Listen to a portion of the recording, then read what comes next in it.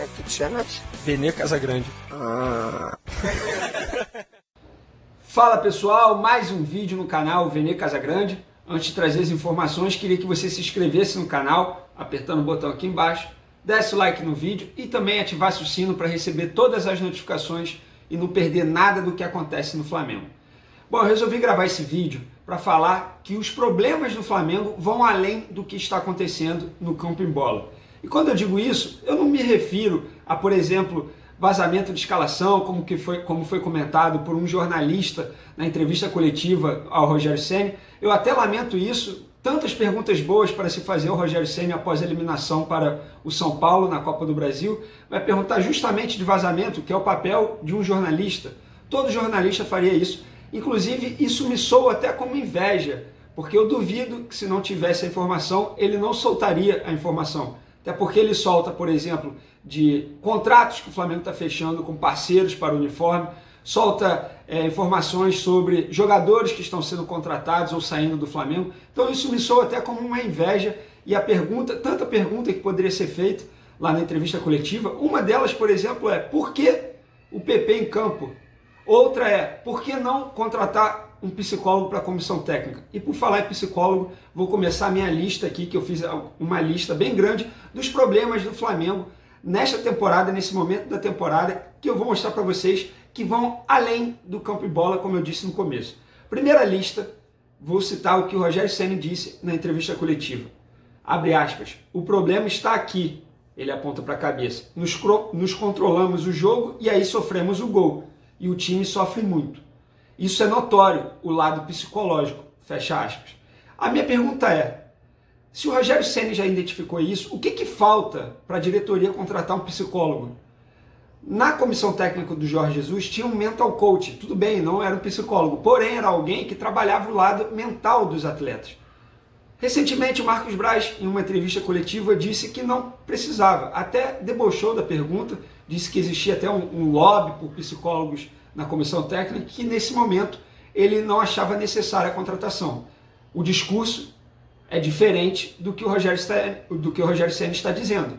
Ele diz que o lado psicológico pesa bastante. Então a minha pergunta é, falta o que para a diretoria do Flamengo agir e trazer um psicólogo para a comissão técnica? Mais um problema identificado. Um outro problema que eu achei muito interessante. O time perdeu de 3-0, tomou uma sapecada do Morumbi, lá no Morumbi para o São Paulo. Time totalmente apático, eliminado na Copa do Brasil, primeira eliminação na temporada. E quem vai dar entrevista pós-jogo, sem ser o Rogério Ceni? O Rogério Ceni deu entrevista coletiva, como de praxe. E qual jogador falou? Mateuzinho, é isso mesmo, um garoto recém-promovido ao elenco profissional, que está dando conta do recado, isso tem que ser dito. Na ausência do Isla, ele foi bem, mas botar o Mateuzinho para falar, depois de um jogo como aquele, por que não o Everton Ribeiro? Por que não o Vitinho, que fez aquela bobagem e isolou a bola? Por que não o Diego Alves, que também é capitão do elenco? Por que não o Arrascaeta? O Mateuzinho? Por que não o Arão, que fez uma partida desastrosa? Beleza. Vou listar aqui mais um problema. Departamento médico longe de ser o que foi em 2019. O Rodrigo Caio está lá, sem prazo de retorno para voltar. É dúvida, inclusive, para o jogo da volta das oitavas de final da Libertadores, dia 1º de dezembro. Ainda sente dores no local, dores leves, mas ainda sente dores. A lesão dele na panturrilha direita ainda não foi cicatrizada e está lá. Gabigol e Pedro também não jogam no sábado, pelo que eu apurei. São dúvidas para o jogo de terça-feira contra o Racing. Recentemente, um médico que foi demitido por Márcio Tanuri, atual chefe do departamento médico, ele foi demitido há alguns anos, foi demitido pelo Tanuri, voltou agora sem o aval do Tanuri. O Rafael Vinick, preparador físico, chegou ao Flamengo, chegou por indicação de alguns jogadores, porque ele era personal trainer do Diego, do Felipe Luiz, do Rodrigo Caio, foi do Pedro Rocha também. Então assim, o departamento médico está longe do ideal. Eu sei, já disse aqui, que o Márcio Tanuri seria legal ele dar uma entrevista coletiva, mas pelo que eu apurei, ele até gostaria de falar, mas até o momento o departamento de comunicação não autorizou. Então, assim, é mais um problema identificado que vai longe do campo e bola, simplesmente campo e bola. No campo e bola, o Rogério Ceni, ele acabou de chegar. Tem 3 jogos, ainda não venceu, correto, mas ele tem apenas 3 jogos. Então eu não acho justo botar essa eliminação nas costas dele. Pelo contrário, tem que entender o contexto do que está acontecendo no Flamengo. Mais um problema que eu identifiquei aqui na minha lista. O gramado do Maracanã e do centro de treinamento Ninho do Urubu é um pasto. Um pasto. É inadmissível o elenco que o Flamengo tem atualmente, é o melhor elenco do futebol brasileiro, o Flamengo ter o pior gramado da Série A. Eu não vou dizer do futebol brasileiro porque Brasil afora, vários gramados ruins aí. Mas, com certeza, na Série A é o pior gramado. Inclusive, o Marcos Braz, vice de futebol do Flamengo, já disse isso em uma entrevista na saída do Maracanã. É inadmissível a empresa fazer isso com o Flamengo. E o Flamengo aceitar isso. Vale ressaltar, é a mesma empresa que toma conta tanto do Maracanã quanto do CT Ninho do Urubu. É a Greenleaf. Então, assim, o Flamengo já sofreu aí. O Gabigol se machucou por causa do gramado. O próprio ficou chutando o gramado lá no dia que ele se machucou, quando ele torceu o tornozelo. Agora o Thiago Maia, muitos dizem que foi culpa do gramado também, esse problema no joelho, só volta em 2021. Então assim, não dá para o Flamengo jogar num gramado como esse e treinar num gramado como esse. Uma pergunta que eu faço, até quando o Flamengo ficará sem alguém no cargo que era do Paulo Pelaipe, ex-gerente de futebol do Flamengo, foi demitido?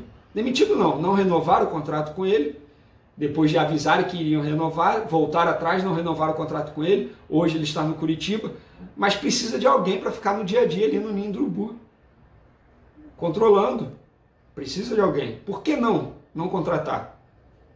Hoje o Marcos Braz é ele ali, não vou dizer sozinho, porque ele é o vice-futebol, tem algumas pessoas que trabalham junto com ele, o Bruno Spindel, o diretor executivo, tem o Gabriel Skinner, supervisor, mas precisa de um gerente de futebol para ficar no dia a dia. Um outro problema que eu relatei aqui, jogador em véspera de jogo importante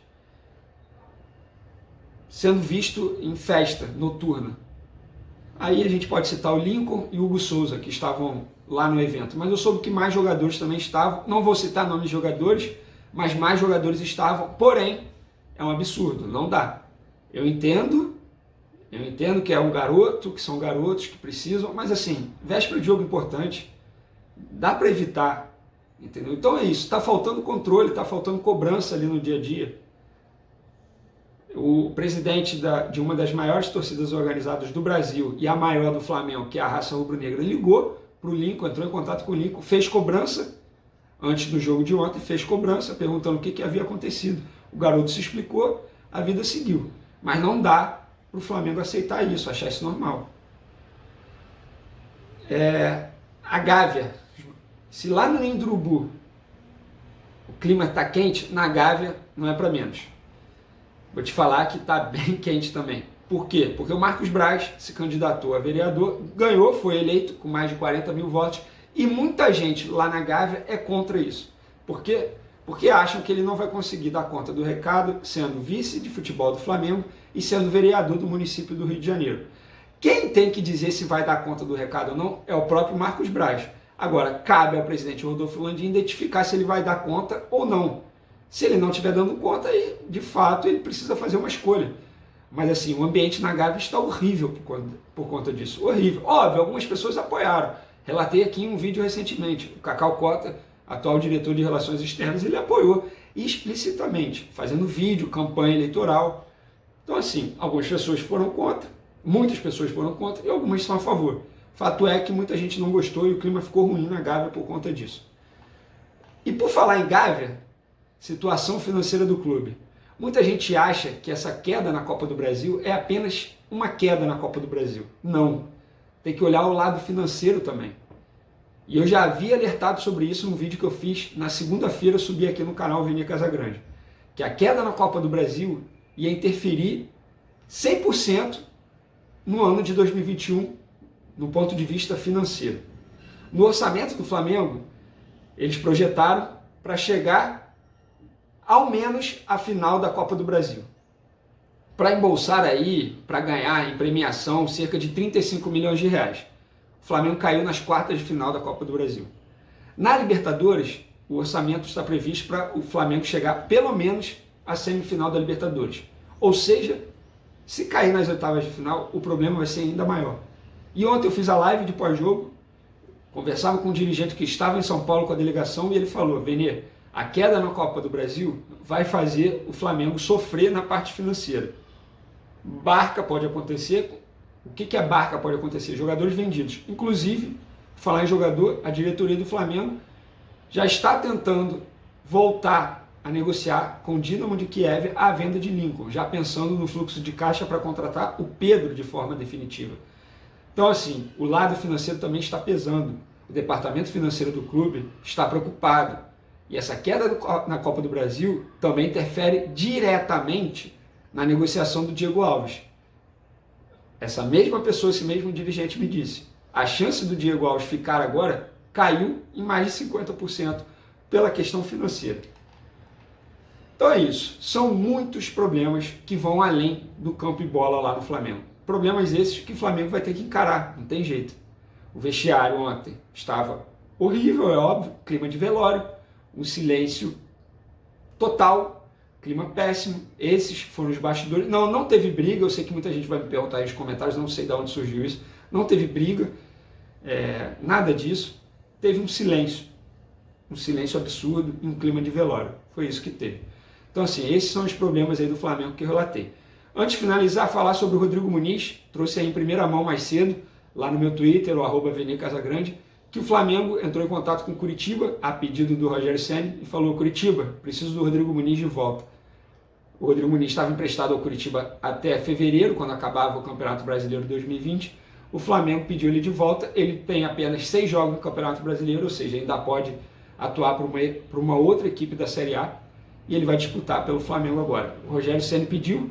Por que ele pediu? Porque ele não pretende utilizar o Lincoln, ele quer usar o Rodrigo Muniz no elenco profissional, chega aí com status aí de reforço para o Rogério Ceni, primeiro reforço que o Rogério Ceni pediu e a diretoria atendeu. Então é isso, pessoal. Ó, quando eu bater 70 mil inscritos, está quase, estou na casa aí de 69.500, eu vou sortear essa linda camisa aqui, manto de 2008, camisa que eu guardava com carinho, eu vou presentear um de vocês. Valeu, galera, obrigado por acompanhar o canal, um abraço, tamo junto.